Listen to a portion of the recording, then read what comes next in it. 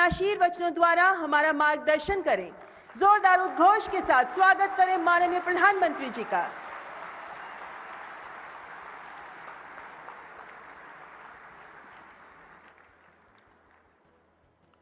नमस्ते।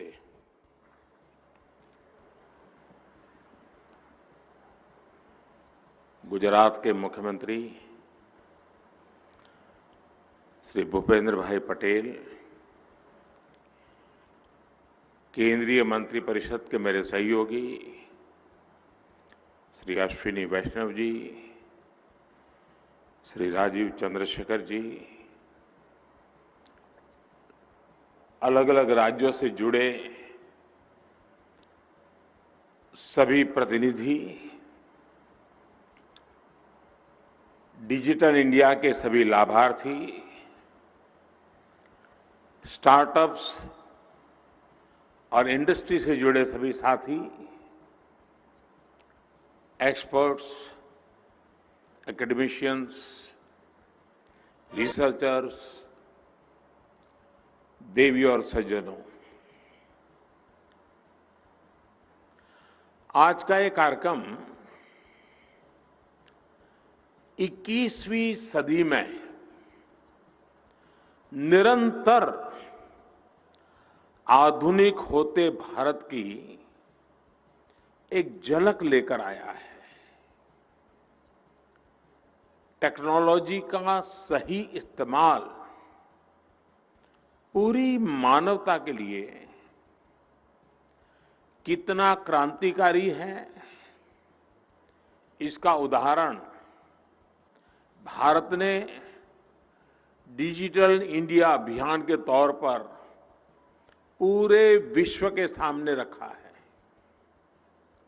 मुझे खुशी है कि 8 वर्ष पहले शुरू हुआ ये अभियान बदलते हुए समय के साथ खुद को विस्तार दे रहा है। हर साल डिजिटल इंडिया अभियान में नए आयाम जुड़े हैं, नई टेक्नोलॉजी का समावेश हुआ है। आज के इस कार्यक्रम में जो नए प्लेटफॉर्म, नए प्रोग्राम लॉन्च हुए हैं, वो इसी श्रृंखला को आगे बढ़ा रहे हैं। अभी आपने छोटी छोटी वीडियो में देखा, माई स्कीम हो, भाषिणी भाषा दान हो, डिजिटल इंडिया जेनेसिस हो, चिप्स टू स्टार्टअप प्रोग्राम हो, या बाकी सारे प्रोडक्ट्स, ये सारे ईज ऑफ लिविंग और ईज ऑफ डूइंग बिजनेस को मजबूती देने वाले हैं। विशेष तौर पर इनका बड़ा लाभ भारत के स्टार्टअप इकोसिस्टम को होगा। साथियों, समय के साथ जो देश आधुनिक टेक्नोलॉजी को नहीं अपनाता, समय उसे पीछे छोड़कर आगे निकल जाता है।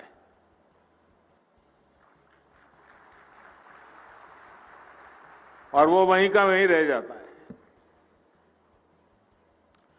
तीसरी औद्योगिक क्रांति के समय भारत इसका भुक्तभोगी रहा है, लेकिन आज हम ये गर्व से कह सकते हैं कि भारत चौथी औद्योगिक क्रांति, इंडस्ट्री 4.0,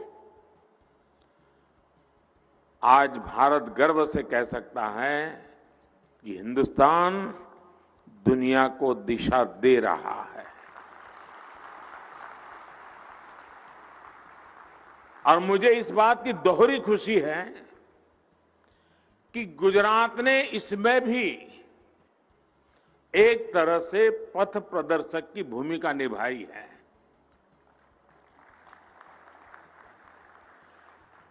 थोड़ी देर पहले यहां डिजिटल गवर्नेंस को लेकर गुजरात के बीते 1.5 दशकों के अनुभवों को दिखाया गया है।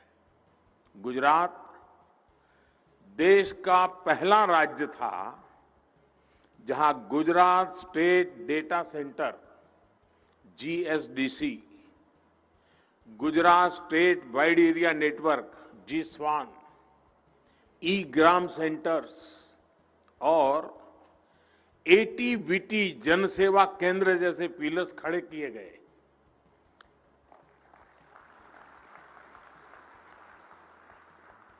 સુરત બારડોલીની પાસે આપણે જ્યાં સુભાષ બાબુ કોંગ્રેસના અધ્યક્ષ બન્યા હતા, ત્યાં સુભાષ બાબુની યાદમાં એક કાર્યક્રમ કર્યો હતો અને ગ્રામ વિશ્વ ગ્રામનું લોન્ચિંગ કર્યું હતું એ વખતે।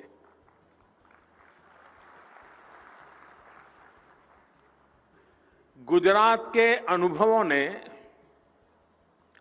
2014 के बाद राष्ट्रीय स्तर पर टेक्नोलॉजी को गवर्नेंस का व्यापक हिस्सा बनाने में बहुत मदद की है। धन्यवाद गुजरात। यही अनुभव डिजिटल इंडिया मिशन का आधार बने।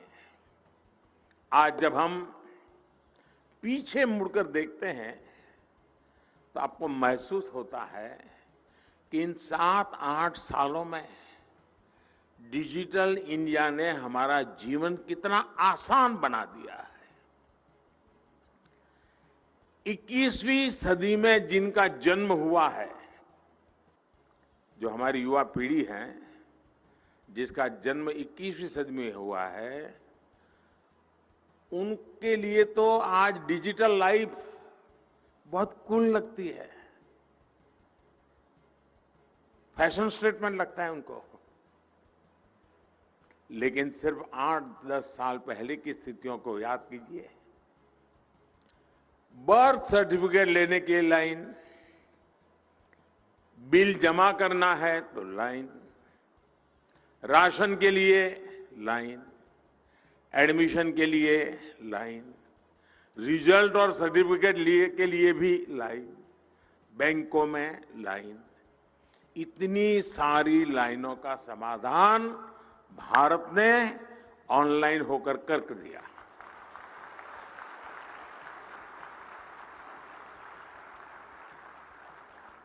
आज जन्म प्रमाण पत्र से लेकर सीनियर सिटीजन, वरिष्ठ नागरिक की पहचान देने वाले जीवन प्रमाण पत्र तक सरकार की अधिकतर सेवाएं डिजिटल है। वरना पहले सीनियर सिटीजन को, खास करके पेंशनर को जाकर के कहना पड़ता था कि मैं जिंदा हूं। जिन कामों के लिए कभी कई कई दिन लग जाते थे, वो आज कुछ पलों में हो जाते हैं। साथियों, आज डिजिटल गवर्नेंस का एक बेहतरीन इंफ्रास्ट्रक्चर भारत में है। जनधन, मोबाइल और आधार, JAM, ये इसकी जो त्रिशक्ति का देश के गरीब और मिडिल क्लास को सबसे अधिक लाभ हुआ है। इससे जो सुविधा मिली है और जो पारदर्शिता आई है, उससे देश के करोड़ों परिवारों का पैसा बच रहा है। 8 साल पहले इंटरनेट डेटा के लिए जितना पैसा खर्च करना पड़ता था, उससे कई गुना कम, यानी एक प्रकार से नगण्य, उस कीमत में आज उससे भी बेहतर डेटा सुविधा मिल रही है। पहले बिल भरने के लिए, कहीं एप्लीकेशन देने के लिए, रिजर्वेशन के लिए, बैंक से जुड़े काम हो, ऐसी हर सेवा के लिए दफ्तरों के चक्कर लगाने पड़ते थे। रेलवे का आरक्षण करवाना और गांव में रहता हो तो बेचारा है पूरा दिन खपा करके शहर में आता था, 100-150 रुपया बस का किराया खर्चा करता था और फिर लाइन में लगता था रेलवे आरक्षण के लिए। आज वो कॉमन सर्विस सेंटर पे जाता है और वहीं से उसको ये मेरी कॉमन सर्विस सेंटर वाली फोन दिखती है और वहीं से उसका काम हो जाता है, गांव में ही हो जाता है और गांव वालों को भी पता है कि हाँ ये व्यवस्था है।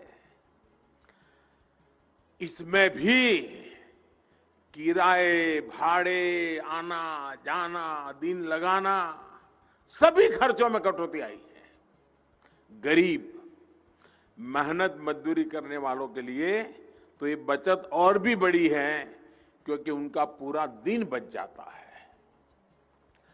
और कभी कभी हम सुनते थे ना, टाइम इज मनी। सुनने और कहने में तो अच्छा लगता है, लेकिन जब उसका अनुभव सुनते हैं तो दिल को छू जाता है। मैं अभी काशी गया था, तो काशी में रात को, दिन में तो इधर उधर जाता हूं तो ट्रैफिक और लोगों को परेशानी, तो फिर मैं रात को 1-1:30 बजे रेलवे प्लेटफॉर्म पर चला गया देखने के लिए वे कहाँ क्या हाल है, क्यों वहां का एमपी हूं तो काम तो करना है।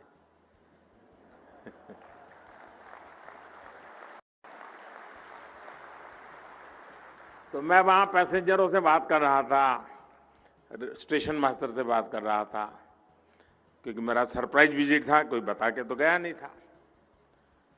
तो मैंने कहा भाई ये जो वंदे भारत ट्रेन चल रही है क्या अनुभव है और ऑक्यूपेंसी कैसे रहते? अरे बोले साहब इतनी उसकी मांग है कि हमें कम पड़ रहे हैं।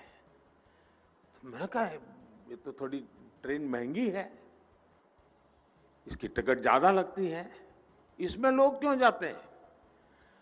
बोले साहब इसमें मजदूर लोग सबसे ज्यादा जाते हैं, गरीब लोग सबसे ज्यादा जाते हैं। मैंने कहा कैसे भाई? मेरे लिए सरप्राइज था।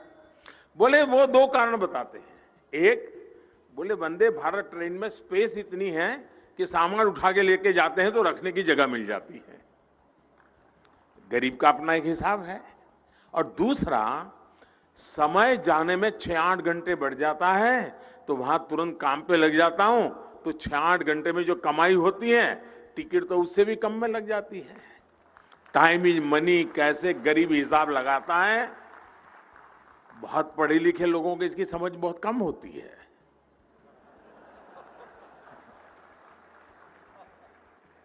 साथियों, ई संजीवनी जैसी टेली कंसल्टेशन की जो सेवा शुरू हुई है, मोबाइल फोन से बड़े बड़े अस्पताल, बड़े बड़े डॉक्टरों के साथ प्राइमरी सारी चीजें पूरी हो जाती है।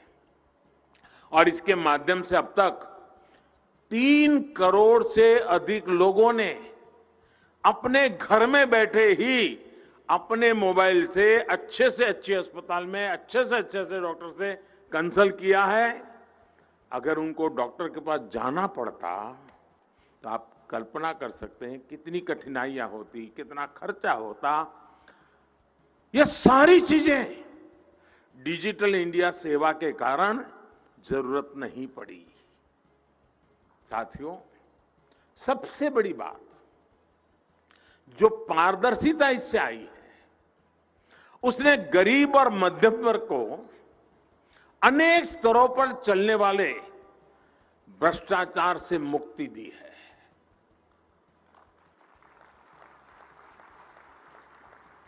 हमने वो समय देखा है जब बिना घूस दिए कोई भी सुविधा लेना मुश्किल था।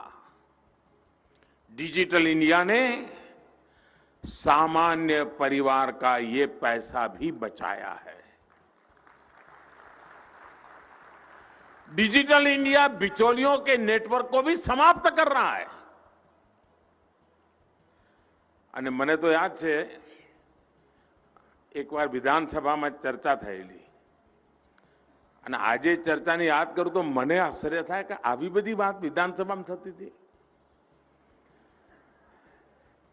કેટલાક પત્રકારો જઈને શોધશે, હવે શોધી કાઢશે બધું। વિષય એવો હતો કે જે વિધવા પેન્શન મળે છે તો એ વખતે મેં કહ્યું કે આપણે એક કામ કરો ભાઈ, પોસ્ટ ઓફિસમાં ખાતા ખોલાવી દો અને ત્યાં એમનો ફોટો હોય અને આ બધી વ્યવસ્થા હોય અને પોસ્ટ ઓફિસમાં જઈને એ જે વિધવા બહેન હોય એને પેન્શન મળી જાય. હોબાળો મચી ગયો, તોફાન મચી ગયો. મોદી સાહેબ તમે શું લાયા છો? વિધવા બેન ઘરની બહાર નીકળે કેવી રીતે? એ બેંકમાં જાય, પોસ્ટ ઓફિસમાં જાય કેવી રીતે? એને પૈસા લે કેવી રીતે? બધું જાત જાતનું ભાષણ તો તમે વાંચો તો બધી મજા આવે એવું બધું બોલ્યા છે. મેં કોઈ ભાઈ મારે તો આ રસ્તે જવું છે, હવે તમે મદદ કરો તો સારું. ના કરી મદદ, પણ આપણે ગયા, કારણ જનતાએ મદદ કરી છે ને.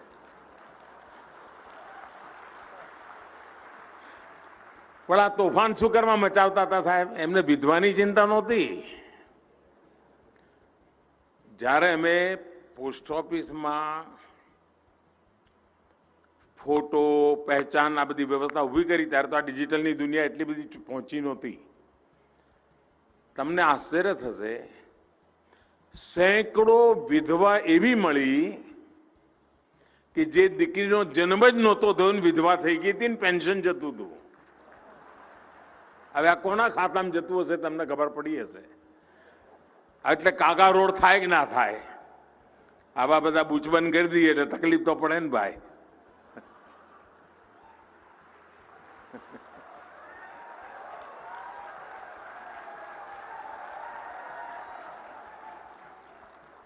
આજે टेक्नोलॉजी उपयोग કરીને डायरेक्ट बेनिफिट ट्रांसफर के माध्यम से बीते 8 साल में 23 लाख करोड़ रुपए से अधिक सीधे लाभार्थियों के बैंक खाते में भेजे गए हैं.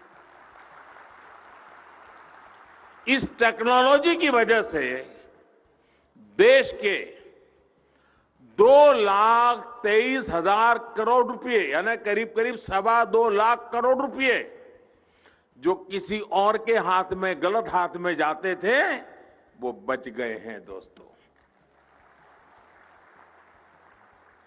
साथियों, डिजिटल इंडिया अभियान ने जो एक बहुत बड़ा काम किया है वो है शहर और गांव के बीच की खाई को कम करना. हमें याद होगा, शहर में तो फिर भी कुछ सुविधा थी, गांवों के लोगों के लिए तो हालत और भी मुश्किल भरे थे. गांव और शहर की खाई भरेगी इसकी भी कोई कल्पना भी नहीं कर सकता था. गांव में छोटी से छोटी सुविधा के लिए भी आपको ब्लॉक, तहसील, जिला हेडक्वार्टर के दफ्तरों के चक्कर लगाने पड़ते थे. ऐसी सारी मुश्किलों को भी डिजिटल इंडिया अभियान ने आसान बनाया है और सरकार को नागरिक के द्वार पर, उसके गांव, घर और उसकी हथेली में फोन पर लाकर खड़ा कर दिया है. गांव में सैकड़ों सरकारी सेवाएं डिजिटली देने के लिए पिछले 8 वर्ष में 4 लाख से अधिक नए कॉमन सर्विस सेंटर जोड़े जा चुके हैं.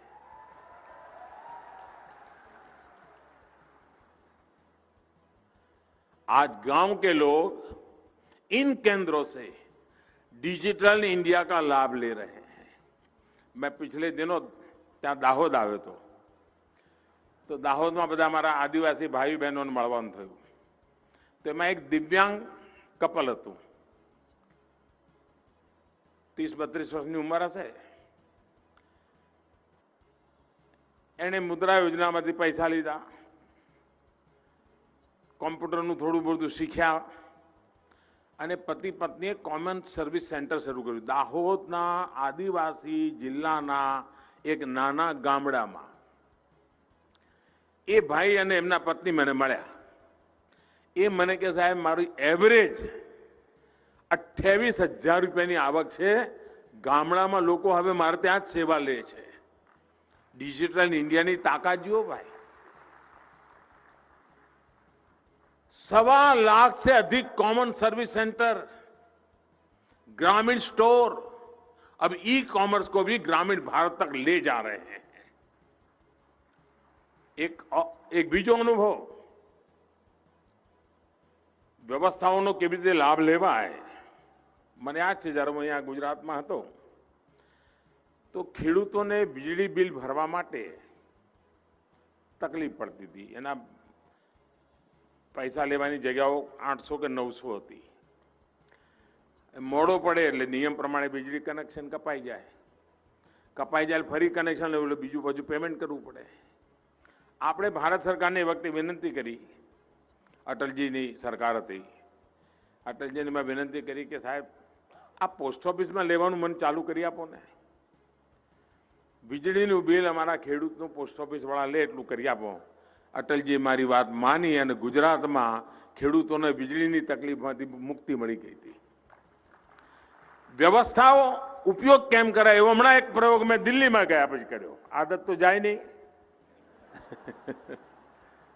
કારણ કે આપણે અમદાવાદી સિંગલ ફેર ડબલ જર્ની વાળો ટેવ પડેલી,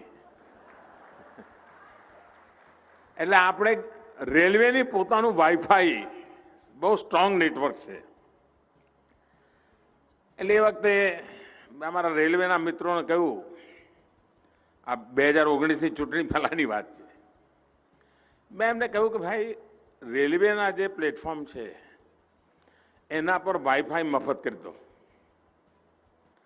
અને આજુબાજુના ગામડાના બાળકોને ત્યાં આવીને ભણવું હોય તો આવે, એને વાઈફાઈ મફત મળે, એને કનેક્ટિવિટી મળી જાય અને જે વાંચવું હોય ભણવું હોય ભણે। તમને આશ્ચર્ય થશે, હું એકવાર વર્ચ્યુઅલી કેટલાક વિદ્યાર્થીઓ સાથે વાત કરતો હતો, અનેક લોકો કોમ્પિટિટિવ એક્ઝામની તૈયારી રેલવે પ્લેટફોર્મ પર મફત વાઈફાઈથી કરતા હતા અને પાસ થતા હતા। કોચિંગ ક્લાસમાં જવાનું નહીં, ખર્ચા કરવાના નહીં, ઘર છોડવાનું નહીં, હાથ પડે બાના હાથનો રોટલો ખાવા મળે અને ભણવાનું। રેલવેના પ્લેટફોર્મ પરનો ઉપયોગ, ડિજિટલ ઇન્ડિયાની તાકાત જુઓ દોસ્તો। पीएम स्वामित्व योजना, शायद शहर के बहुत कम लोगों का इस पर ध्यान गया है। पहली बार शहरों की तरह गांव के घरों का मैपिंग और डिजिटल लीगल डॉक्यूमेंट ग्रामीणों को देने का काम चल रहा है। ड्रोन गांव के अंदर जाकर के हर घर का ऊपर से मैपिंग करता है, मैप बनाता है, वो कन्विंस होता है, उसको सर्टिफिकेट मिलता है। अब उसके कोर्ट कचहरी के सारे झंझट बंद। ये है डिजिटल इंडिया की ताकत। डिजिटल इंडिया अभियान ने देश में बड़ी संख्या में रोजगार और स्वरोजगार के अवसर भी बनाए हैं। साथियों, डिजिटल इंडिया का एक बहुत ही संवेदनशील पहलू भी है, उसकी उतनी चर्चा शायद बहुत ज्यादा होती नहीं है। डिजिटल इंडिया ने खोए हुए अनेक बच्चों को कैसे अपने परिवार तक वापस पहुंचाया, ये जानकर के आपके हृदय को छू जाएगा दोस्तों। अभी मैं और मेरा तो आपसे आग्रह है, जो यहाँ डिजिटल का एग्जीबिशन लगा है आप जरूर देखिए। आप तो देखिए, अपने बच्चों को लेकर के दोबारा आइए, कैसे दुनिया बदल रही है वहां जाकर के देखोगे तो पता चलेगा। मुझे वहां अभी एक बेटिया से मिलना हुआ। वो बेटी 6 साल की थी तो अपने परिवार से बिछुड़ गई। रेलवे प्लेटफॉर्म पर मां का हाथ छूट गया, वो किसी और ट्रेन में बैठ गई। माता पिता के बारे में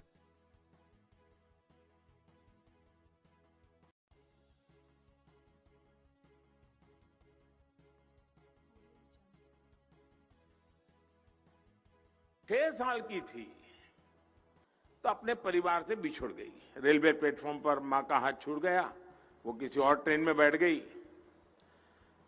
माता पिता के बारे में